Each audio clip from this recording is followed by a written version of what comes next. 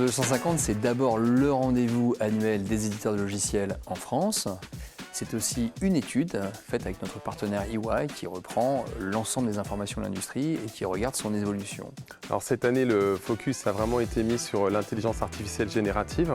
Et dans les chiffres qui sont vraiment à retenir, c'est 40% du panel des éditeurs de logiciels qui ont déjà intégré l'intelligence artificielle générative dans leur offre logicielle. Par ailleurs, dans la gestion interne de leur entreprise, 80% des éditeurs mettent également à disposition de leurs équipes des solutions d'intelligence artificielle, notamment à destination des équipes de R&D et avec derrière évidemment des attentes assez fortes en termes de gains de productivité. Sur la soirée elle-même, un intervenant, Thomas Courbe, directeur général de la Direction générale des entreprises. Les éditeurs de logiciels vont pouvoir considérablement enrichir leur logiciel existant avec des fonctionnalités d'intelligence artificielle. Et ça, c'est un gain de valeur pour leurs clients qui va être absolument considérable. On est premier en Europe sur les levées de fonds de start-up en IA. On est même devant la somme des 3 suivants, donc Cocorico, et on est très heureux de ce positionnement très fort. On est très engagé également sur les talents et ensuite au niveau européen, on a des actions communes, notamment sur la mise à disposition de bases de données européennes pour l'entraînement des modèles, sur la mise à disposition des capacités de calcul et la régulation, notamment pour les éditeurs de logiciels parce qu'ils ont besoin que leurs clients aient confiance dans les solutions d'IA.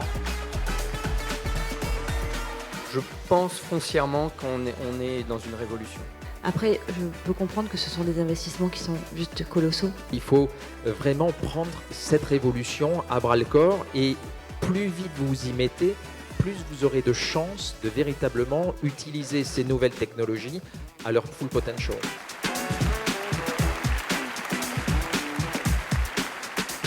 Ce que ça va nous apporter, c'est de la visibilité tout simplement auprès des entreprises françaises et européennes.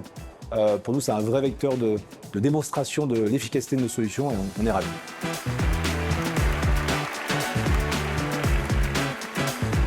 On a besoin de se faire connaître et donc avoir un prix comme ça, gagner un prix comme ça, et ben ça y contribue. Ce soir, c'est champagne, bien sûr.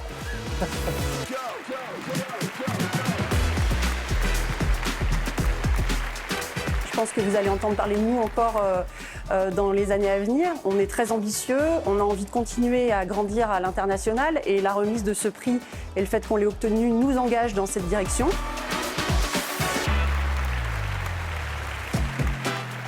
C'est bien d'être reconnu par ses pairs et je pense que c'est quelque chose qui est un élément de motivation et de fierté pour nos collaborateurs.